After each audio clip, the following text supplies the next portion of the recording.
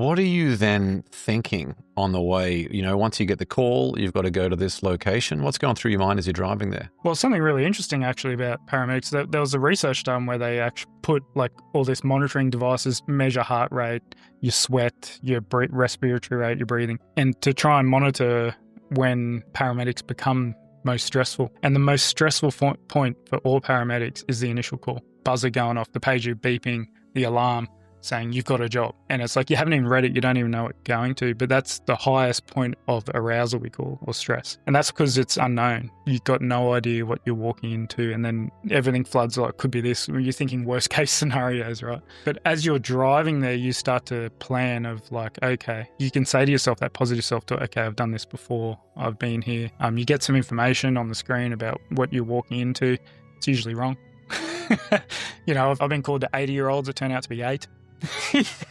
Like, that's very different. They added a 0. Yeah, or you go into someone with chest pain having a heart attack and you turn up and it's like an 18-year-old female that's got chest pain after vomiting.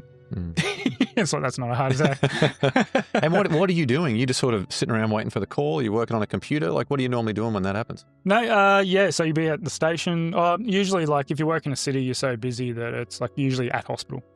So you just offloaded one patient. And what's going through the mind then of a patient or a victim of one of these situations? Like, they've just woken up and they're like, oh my God, something has happened to them. What's generally going through their mind?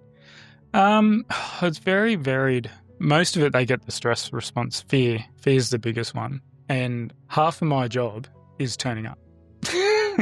Is you walk in the door, you have, we used to wear blue gloves, and it was like a symbol, you'd walk in with your uniform on, you'd have blue gloves on, and then the person would just look at you and see that, and you could just see them, oh, help has arrived.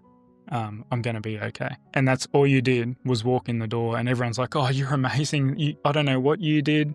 So I did nothing. The symbolism of that's so powerful. It's very powerful of how much we need each other and that connection.